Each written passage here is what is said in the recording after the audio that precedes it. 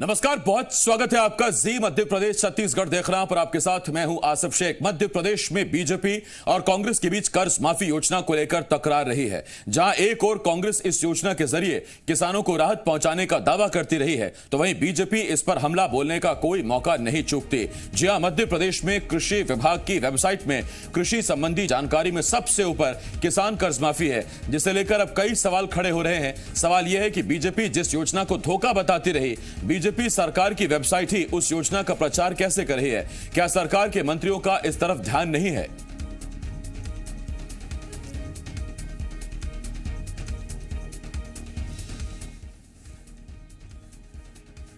किसानों में ये भ्रम पैदा करके रखना चाहते हैं कि हम कर्जा माफ करेंगे। जब कोई योजना ही आपके हिसाब से, आपके दुष्प्रचार के हिसाब से गलत थी, तो आप उसको गलत करो ना। क्यों उसका विज्ञापन अपनी वेबसाइट पे डाल के लोगों को जो है उल्लू बनाने की कोशिश कर रहे हैं? ये भारतीय जनता पार्टी के दो मुही राजनीति के यही संस्कार हैं, यही इनका असली चेहरा है। एमपी के कृषि मंत्री कमल पटेल ने कृषि विभाग की वेबसाइट के जरिए कर्ज माफी योजना का प्रचार होने को लापरवाही माना है। उनका कहना है कि कर्ज माफी के नाम पर कांग्रेस ने किसानों को धोखा दिया और सरकारी वेबसाइट पर इस योजना का प्रचार गलत है। कृषि मंत्री का कहना है कि ये अधिकारियों की लापरवाही है और वो इस पर कार्रवाई करेंगे। कमल पटेल मध्य प्रदेश के कृषि मंत्री मेरे साथ मौजूद हैं। सर, कमलनाथ सरकार ने एक किसान कर्ज माफी शुरुआत की थी। कर्ज माफ हुए नहीं हुए, कैसे देखते हैं? देखिए, कांग्रेस ने किसानों के साथ धोखा किया। सत्ता प्राप्त करने के लालच में किसानों को वचन दिया कि 10 दिन में लोग 2 लाख का कर्जा सब किसानों को माफ करेंगे, नहीं तो किसान मुख्यमंत्री बदल देंगे। राहुल गांधी राष्ट्रीय अध्यक्ष ने कहा था और कमलनाथ जी ने मुख्यमंत्री बनते से कहा कि 2 लाख किसानों का कर्जा माफ किया जाता है, 2 लाख तक का किसानों का, 48 लाख किसानों का 54,000 करोड़ का। लेकिन बजट में कोई प्रावधान नहीं किया और नहीं हुई, कर्ज माफी नहीं हुई और इसलिए जनता ने इनको सबक सिखाया और इनको रोड पे ला दिया। पिछले साल 18 में 34 लाख किसान रेगुलर थे, अब वो इस बार 25 लाख बचे और इसलिए 25 लाख का ही बीमा हुआ था। वो तो शिवराज जी के नेतृत्व में हमने 20 लाख किसान डिफॉल्टरों का बीमा कर दिया, इसलिए फसल खराब थी तो भी उनको बीमा मुआवजा मिलेगा। अब जो किसान कर्ज माफी है वो आपकी सरकार आगे करेगी या क्या स्टैंड है, क्या करने वाले हैं आप लोग? देखिए, हम किसान को आत्मनिर्भर बना रहे हैं। प्रधानमंत्री सम्मान निधि से 6,000 और मुख्यमंत्री कल्याण निधि से 4,000। मध्य प्रदेश के 78 लाख किसानों को हम 10,000 रुपए हर साल देंगे। आपने कहा कर्ज माफी धोखा थी, तो वो कर्ज माफी आगे नहीं होगी? कर्ज माफी का वादा किसने किया? कांग्रेस ने किया और कांग्रेस ने 2 लाख रुपए कर्ज माफ कर दिए। नहीं किए तो कमलनाथ ने धोखा दिया है, इसलिए इसमें 420 120 का मुकदमा कायम होना चाहिए। विभाग की योजनाएं दिखती हैं, वहां पर जय किसान फसल ऋण माफी योजना सबसे ऊपर शो हो रही है, जिसको आपकी सरकार और आप बता रहे हैं कि किसानों के साथ धोखा था। अब जब किसान इसको देखेंगे तो वो भ्रमित नहीं होंगे?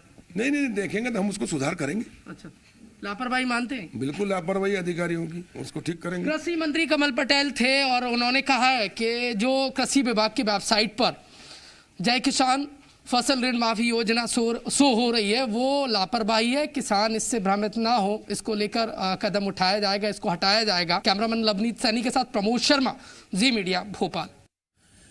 किसान आंदोलन का समर्थन कर रही कांग्रेस 28 दिसंबर को एमपी विधानसभा का घेराव करेगी। कांग्रेस स्थापना दिवस के दिन कमलनाथ समेत सभी नेता सत्र के पहले दिन ट्रैक्टर से विधानसभा पहुंचेंगे। कांग्रेस ने विधानसभा घेराव के लिए प्रदेश भर के किसानों को भोपाल बुलाया है ताकि कांग्रेस के विरोध प्रदर्शन को किसानों का बताया जा सके। इस कार्यक्रम का जिम्मा अरुण यादव समेत 3 नेताओं को दिया गया है। भोपाल कलेक्टर ने विधानसभा सत्र के चलते सदन के आसपास धारा 144 लगाने का आदेश निकाला है। ऐसे में जाहिर है कि सदन से पहले 28 दिसंबर को सड़क पर संग्राम देखने को मिल सकता है।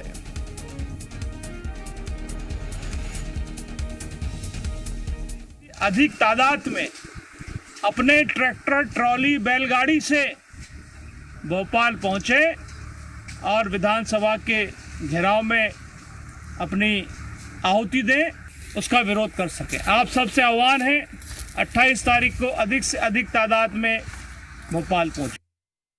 विधानसभा घेराव भोपाल संभाग के संभागीय जो माने हमारे जिले हैं उनके द्वारा माने 28 तारीख को घोषणा की गई है, उसका घेराव किया जाए। इस तरह से काला कानून ला करके किसानों की जमीन हड़पने का जो षड्यंत्र हो रहा है, ये सबसे बड़ा मुद्दा है कि हम सब कांग्रेस के लोग भारतीय जनता पार्टी के नीतियों के खिलाफ इस देश के अन्नदाता के साथ में खड़े हैं।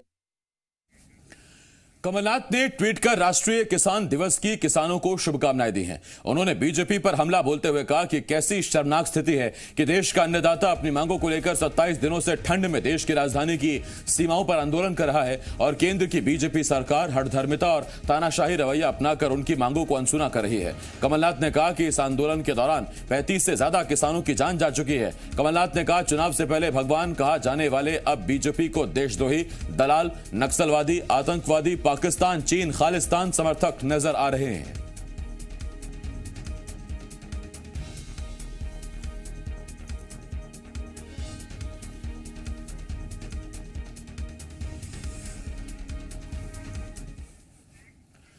ग्वालियर में प्रशासन ने नए कृषि कानून के तहत पहली कार्रवाई करते हुए किसानों का पैसा हड़पने वाले व्यापारी का मकान नीलाम कर दिया।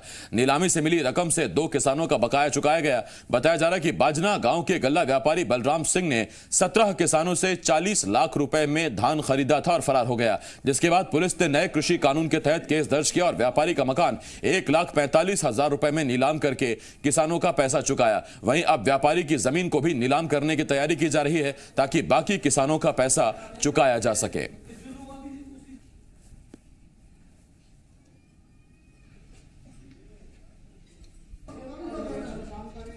नए कृषि कानून के तहत जो है सुलह बोर्ड का गठन किया था। सुलह बोर्ड जब सुलह नहीं करवा पाया तो उसने एसडीएम को अपना प्रतिवेदन दिया था, जिसके अनुसार एसडीएम ने उनकी संपत्ति कुर्क करके किसानों को वापसी का जो है आदेश पारित किया था। होशंगाबाद में फसल खरीदी के नाम पर किसानों से धोखाधड़ी का मामला सामने आया है। बताया जा रहा है कि सिवनी मालवा के ग्राम नंदरवाड़ा के करीब 61 किसानों ने कोबरा कंपनी को अनाज बेचा। जानकारी के मुताबिक कंपनी ने धान और मक्का खरीदा और किसानों को कुछ पैसे भी दिए। किसानों का आरोप है कि उपज की खरीदी के बाद व्यापारी ने बाकी के पैसे कुछ दिन बाद देने की बात कही और फरार हो गया। इस मामले में किसानों ने सिवनी मालवा थाने में व्यापारी आदित्य राज कोबरा के खिलाफ FIR दर्ज कराई है। व्यापारी आया बाहर का, उन्होंने धान खरीदी हमारी और पैसे नहीं दे दिया। 8 दिन की बोला था और आज 15 दिनों का 20 दिन हो जा रहा है। 6 तारीख का खरीदा था उसने। धान तुलवाई थी, कोबरा नाम है उसका। 90 कुंटल है, 90 कुंटल। और पेमेंट तो अभी कुछ भी नहीं करा, उन्होंने मंगलवार की बोला था। धान पूरी ले गया? हाँ, पूरी ले गया। नरसिंहपुर में पुलिस और बिजली विभाग पर संवेदनहीनता के आरोप लग रहे हैं। आरोप है कि बिजली विभाग की लापरवाही से 74 साल के बुजुर्ग और 2 सगे भाइयों को 3 दिन जेल में काटने पड़े। मामला करीली थाना क्षेत्र के मालहनवाड़ा का है। 74 साल के बुजुर्ग राम प्रसाद कौरव को बिजली चोरी के आरोप में जेल भेज दिया गया, जबकि उनका कहना है कि उन्हें इसकी जानकारी ही नहीं थी और वो वक्त पर बिजली बिलों का भुगतान करते आ रहे हैं। राम प्रसाद कौरव ने कहा कि 44,000 का बिजली बिल बकाया था, जिसे जमा कर दिया गया था, लेकिन बाद में 2,000 का चोरी का प्रकरण बना दिया गया, जिसका नोटिस भी नहीं दिया गया। वहीं गांव के 2 सगे भाइयों को भी जेल भेज दिया गया, जबकि एक ही भाई के नाम का 6,000 रुपए बिजली बिल बकाया था। दोनों ही मामले 2013 के हैं। आरोप है कि बिजली विभाग की लापरवाही से तीनों को कड़ाके की ठंड में 3 दिन जेल में बिताने पड़े। मेरे मझले भाई को भी उन्होंने जेल भेजा दिया। ये तो सर्वसर नाइंसाफी है बिजली विभाग की। मैं मान रहा हूँ अगर मुझसे गलती हुई है तो मैं जेल मुझको भी जाना था। घर का लाइट मीटर मेरे नाम से है, खेत का मेरे छोटे भाई के नाम से। अब लेकिन प्रकरण दोनों के नाम से उन्होंने संयुक्त बनाया। अब ये मालूम नहीं, घर का बनाते तो मेरे नाम से होता, खेत का बनाते तो छोटे भाई के नाम से होता। जब थाने उपस्थित हुए इनकी तामीली की गई है और कोर्ट तामीली करने के बाद कोर्ट में इनको प्रस्तुत किया गया है, जहाँ से इनके जेल वारंट बने थे। विद्युत 135 और 138 विद्युत अधिनियम से संबंधित ये प्रकरण थे और यह केस विद्युत विभाग के द्वारा प्रस्तुत किए गए हैं कोर्ट में। वारंट की तामीली भर पुलिस के द्वारा की गई है। एमपी में कांग्रेस नगरीय निकाय चुनाव की तैयारियों में जुटी हुई है, लेकिन अब उसे निकाय चुनाव टलने की चिंता सताने लगी है। कृषि कानून, पेट्रोल डीजल के बढ़ते दाम, गैस सिलेंडर का महंगा होना, बिजली के बढ़े दाम समेत कई मुद्दों को कांग्रेस भुनाना चाहती है। लेकिन कांग्रेस को यह डर भी सता रहा है कि जनता के बढ़ते आक्रोश से बचने के लिए नगरीय निकाय चुनाव को टाला जा सकता है। कांग्रेस नेताओं ने जल्द चुनाव तारीखों का ऐलान करने की मांग की है। वहीं बीजेपी का कहना है कि कांग्रेस के पास आरोप लगाने के अलावा कुछ नहीं है। कहा, बीजेपी नगरीय नगरीय निकाय चुनाव के लिए पूरी तरह तैयार है, लेकिन कोरोना के चलते देरी हुई है। बीजेपी ने कहा कि फरवरी तक चुनाव की तारीखों का ऐलान हो सकता है। वैसे पहले उम्मीद आ रही थी कि 25 से 26 तारीख में नगरीय निकायों के चुनावों का ऐलान हो सकता है। फिर खबर यह है कि शीत सत्र के बाद, विधानसभा सत्र के बाद तारीखों का ऐलान होगा, और अब बीजेपी कह रही है कि उम्मीद है कि फरवरी के आसपास निकाय चुनाव की तारीखों का ऐलान संभव है। दाम बढ़े हैं, जो सिलेंडर के दाम बढ़े हैं, इन सब के कारणों से महंगाई बढ़ी है। इसलिए हम ये मानते हैं कि ये चुनाव भारतीय जनता पार्टी की सरकार मार्च तक बढ़ाना चाहती है और वो घबराई हुई इन सब बातों से, इसलिए मार्च तक ये चुनाव बढ़ेंगे, ऐसी मेरी। अब डरा हुआ तो कौन है, ये आने वाला समय बताएगा। और हम जनता के बीच में है, हम 12 ही महीने जनता के बीच में उनकी सेवा करते हैं। और जो स्टूडेंट, जो विद्यार्थी साल भर पढ़ाई करता है, सिलेबस की पढ़ाई करता है, वो परीक्षा से नहीं डरता है। हम साल भर जनता के बीच में हितग्राही मूलक योजनाओं के माध्यम से अपनी उपस्थिति दर्ज कराए हुए हैं, तो हम चुनाव से नहीं डर रहे। नगरीय निकाय चुनाव से पहले बीजेपी का शहरी विकास पर फोकस है। इसी को लेकर ग्वालियर के विकास के लिए अधिकारी नया विजन डॉक्यूमेंट बना रहे हैं। सीएम ने अपने ग्वालियर दौरे के समय अधिकारियों को नया विजन डॉक्यूमेंट तैयार करने के निर्देश दिए थे। विजन डॉक्यूमेंट के लिए सांसद विवेक नारायण शेजवलकर ने अधिकारियों को जनता की सलाह लेने को कहा। उन्होंने कहा कि नए पर काम तो चल ही रहा है, लेकिन पुराने अधूरे प्रोजेक्ट पर भी अधिकारी ध्यान दें। वहीं कांग्रेस ने बीजेपी पर हमला बोलते हुए कहा कि पुराने सामान को नए डिब्बे में पैक करना ही बीजेपी की कार्यशैली है। इसके पहले भी कई तरह के डॉक्यूमेंट बने हैं, उन पर काम भी हुए हैं, हो रहे हैं। सिटी डेवलपमेंट प्लान के रूप में भी नगर निगम ने भी बनाया था प्लान।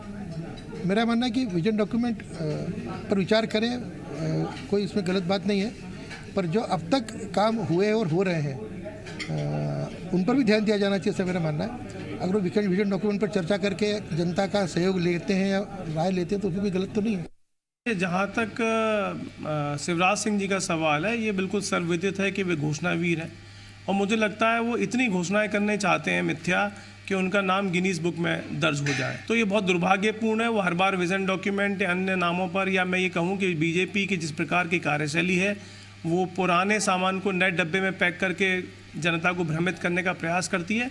उसी प्रयास से मुझे लगता है कि ये एक और प्रयास है।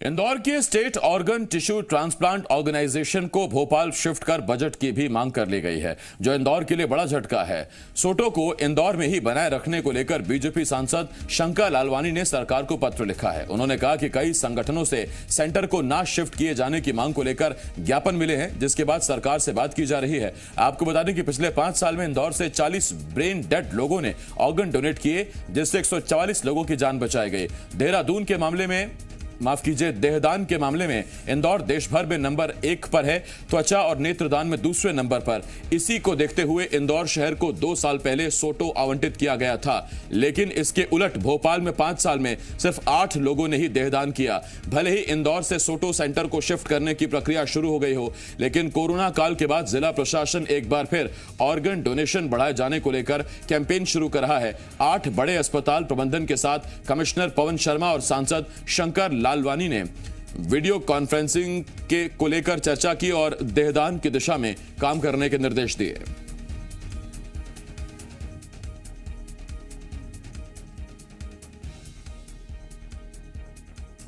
उन्होंने भी ज्ञापन दिया है और उनके साथ साथ मैंने भी माननीय मुख्यमंत्री जी को पत्र लिखा है, क्योंकि उसका पूरा सेटअप जो प्रशासनिक रहता है वो जमाना है, तो हम इंदौर उसके लिए तैयार हैं और हमने यही निवेदन सरकार से किया है और संभावना है हम चर्चा करके वापस सोटो इंदौर में खुले, इसका प्रयास करेंगे।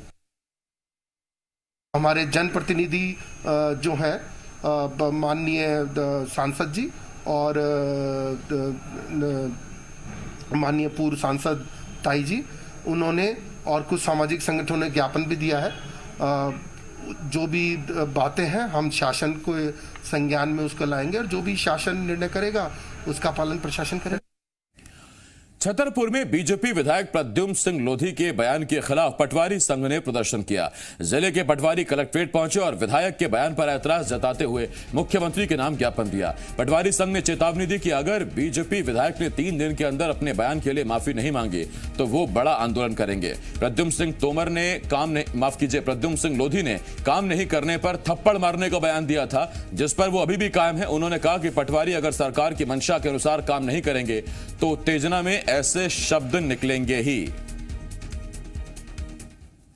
सार्वजनिक रूप से जिस तरीके से उन्होंने अपशब्द कहे हैं और थप्पड़ मारने की बात कही है, उसके लिए वो माफी मांगे। दूसरा, हम ये कहना चाहते हैं कि यदि यही एक प्रक्रिया है तो फिर माननीय विधायक महोदय पूरे प्रदेश में, पूरे देश में चुनाव लड़ते हैं, बहुत सारे वादे जनता से करते हैं और उसको पूरा नहीं करने पर क्या जनता उनके साथ ऐसा सलूक कर सकती है? की मांग यही है कि या तो विधायक जी माफ़ी मांगे उसमें, अगर मान लो द्वारा ऐसा कहा गया तो उचित नहीं है तो माफ़ी मांगना चाहिए। संबंधित ज्ञापन दिया गया। शहडोल जिला अस्पताल में तैनात डॉक्टर D.K. सिंह के आवास पर पुलिस और स्वास्थ्य विभाग की टीम ने दबिश दी, जहां संचालित हो रहे सोनोग्राफी सेंटर को सील कर दिया गया। जिला अस्पताल के 21 डॉक्टर्स ने इस्तीफा दिया है, जिसमें D.K. सिंह भी शामिल हैं। इस कार्रवाई के दौरान SDM, तहसीलदार, CMHO और CMO भी मौजूद रहे।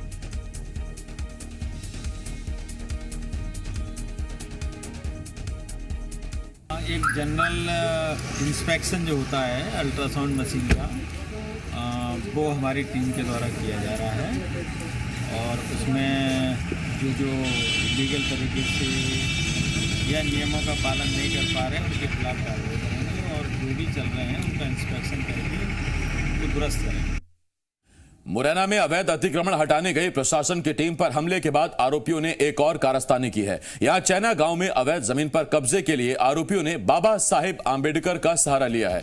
कब्जा की गई अवैध जमीन पर उन्होंने बाबा साहेब आंबेडकर की प्रतिमा स्थापित कर दी और वहां बने अवैध भवन पर आंबेडकर भवन लिख दिया। वहीं मौके पर भारी पुलिस तैनात की गई है।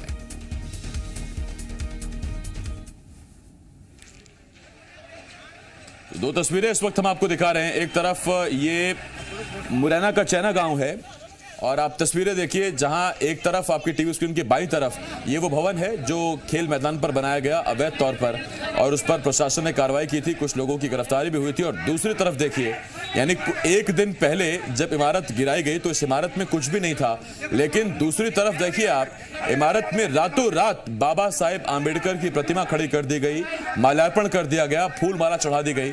तो एक ही बिल्डिंग की ये 2 तस्वीरें हैं। आप देखिए, अंदर आपको बाईं तरफ कुछ भी दिखाई नहीं दे रहा है और दाईं तरफ अब आप देखिए, वहां बाबा साहेब आंबेडकर की प्रतिमा खड़ी कर दी गई, वो भी रातों रात। और ऐसा इसीलिए किया गया ताकि प्रशासन उस पर कार्रवाई करे तो फिर आम जनता को साथ लेकर या वर्ग विशेष को साथ लेकर पुलिस प्रशासन पर दबाव बनाया जा सके। बड़ी खबर उज्जैन से, यहां अवैध शराब कारोबारी यशवंत लोहार के खिलाफ प्रशासन ने बड़ी कार्रवाई की है। यशवंत के 8 मकानों पर कार्रवाई करते हुए प्रशासन ने उसके 2 मकानों को गिरा दिया। इस दौरान आरोपी के परिजन बिलखते रहे, लेकिन प्रशासन ने एक नहीं सुनी। यशवंत लोहार पर लूट, डकैती और शराब तस्करी के 25 से ज्यादा मामले दर्ज हैं।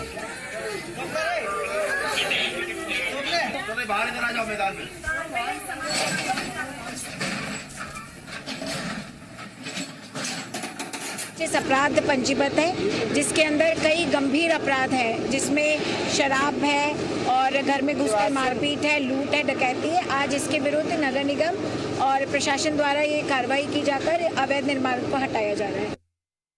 ग्वालियर में 1.5 लाख रुपए का जुर्माना नहीं चुकाने पर प्रशासन ने एक रेस्टोरेंट को सील कर दिया। दरअसल ग्वालियर में बीते दिनों जिला प्रशासन ने मिलावट से मुक्ति को लेकर अभियान चलाया था। इस दौरान सिटी सेंटर स्थित सनबीम रेस्टोरेंट के किचन में गंदगी मिलने पर जिला प्रशासन ने होटल मालिक पर 1.5 लाख रुपए का फाइन लगाया। जुर्माना नहीं भरने पर जिला प्रशासन ने कार्रवाई करते हुए रेस्टोरेंट को सील कर दिया।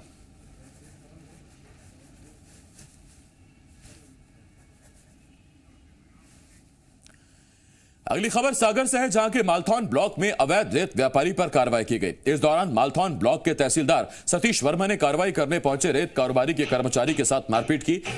ये पूरी घटना सीसीटीवी कैमरे में कैद हुई है। वहीं अधिकारी अब इस पूरे मामले में पल्ला झाड़ते नजर आ रहे हैं। उज्जैन के महाकाल मंदिर के पास खुदाई में 1000 साल पुराना परमार कालीन मंदिर मिलने के बाद खुदाई के काम को रोक दिया गया है। आगे की खुदाई जल्द शुरू करने के लिए राज्य शासन की ओर से केंद्र सरकार को प्रस्ताव भेजा जाएगा। उच्च शिक्षा मंत्री मोहन यादव ने जानकारी देते हुए बताया कि मंदिर समिति शासकीय अधिकारियों, जनप्रतिनिधियों, विक्रम विश्वविद्यालय शोध संस्था और पुरातत्व विभाग के अधिकारियों के बीच मीटिंग जारी है। आपको बता दें कि महाकाल मंदिर विस्तारीकरण को लेकर मंदिर के आसपास 500 मीटर के दायरे में आने वाले तमाम होटल, दुकान, मकानों को तोड़कर अलग जगह बनाने के सुप्रीम कोर्ट के आदेश जारी किए हैं। बड़वानी में कलेक्टर शिवराज वर्मा ने आज बच्चों के बीच अपना वक्त बिताया। कलेक्टर शासकीय हाई स्कूल उपला पहुंचे, जहां 9वीं और 10वीं क्लास के बच्चों को कलेक्टर ने गणित पढ़ाई। उन्होंने बच्चों को बिंदु रेखा, रेखा से आयतन और आयतन से घन मीटर सिखाया। कलेक्टर ने बताया कि निरीक्षण के दौरान उन्हें ऐसा लगा था कि शिक्षकों की कमी है और उन्हें बच्चों को कुछ जानकारी देनी चाहिए, इसीलिए आज वो स्कूल पहुंचे और बच्चों की क्लास लिए। कलेक्टर ने कहा कि कोरोना की वजह से अभी सभी शिक्षक उपस्थित नहीं हो पा रहे हैं, लेकिन जल्द ही सारी व्यवस्था कर ली जाएगी। और यहाँ छोटे से ब्रेक के लिए हमें रुकना होगा, लेकिन ब्रेक के बाद छत्तीसगढ़ की तमाम बड़ी खबरें जल्द लौट रहे हैं, कहीं मत जाइएगा।